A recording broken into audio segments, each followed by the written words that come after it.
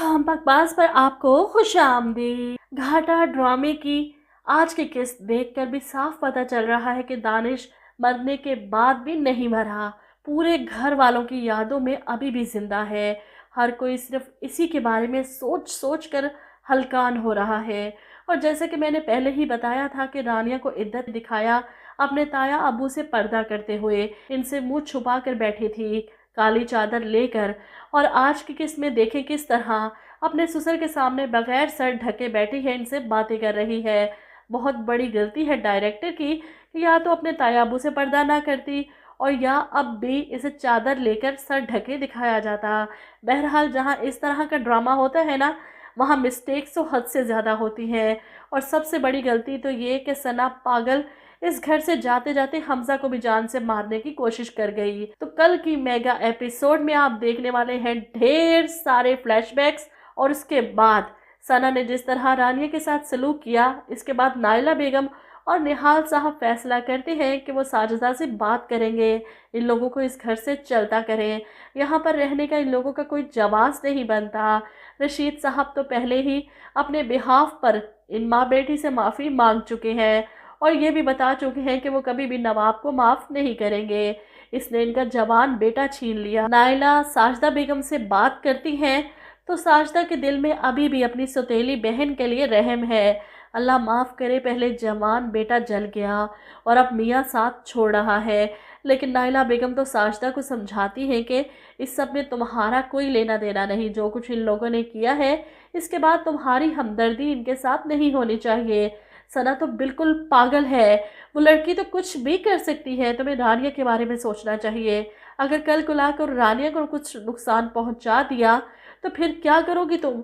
और यहाँ पर साजिदा बेगम अपनी रजामंदी देती है कि आप खुद इन लोगों से कहें कि वो यहाँ से चले जाएं। इधर नवाब बेटे की तस्वीर हाथ में पकड़े से पुकार रही है, एक बार वापस आ जाओ, एक बार अपनी माँ को अपनी शक्ल दिखा दो। और यहाँ रशीद साहब इसकी हालत देखकर इस पर गुस्सा करते हैं, नहीं वापस आएगा वो, कभी कभी नहीं आएगा वापस। तुमने मार दिया मेरे बेटे को, तुम कातिल हो उसकी। ये बात सुनकर तो नवाब अपने बाल नोचना शुरू कर देती है। आगे आप देखेंगे कि रशीद साहब अपनी फैमिली को लेकर इस घर से जा रहे हैं। निहाल साहब गाड़ी अरेंज करते हैं इन्हें इनके घर तक छोड़ के आने के लिए। सना अपनी माँ को संभाले घर से निकल रही है, अम्मा चलो यहाँ से जाने का वक्त आ गया है। ऐसे में गाड़ी में बैठने से पहले वो अपने बाप से कहती है कि सिर्फ एक बार मुझे हमजा से मिलने दें, मैं इससे माफ़ी मांगना चाहती हूँ, इसके बाद मैं वादा करती हूँ कि फिर कभी दोबारा इस घर में पलट कर नहीं आऊँगी। वो भागते हुए हमजा के पोर्शन की तरफ जाती है और इसको चीख कर पुकारती है। इसकी आवाज़ सुनकर हमजा और इसके माँ बाप सब इकट्ठे हो जाते हैं। वो हमजा को देखकर इसकी तरफ लपकती है।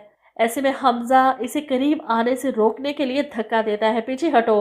वो गुस्से से चिल्लाता है, मामा इसे कहे चली जाए यहाँ से अभी। और इसी वक्त जिस पर सना चिल्लाती है, नहीं जाऊंगी, मैं कहीं नहीं जाऊंगी।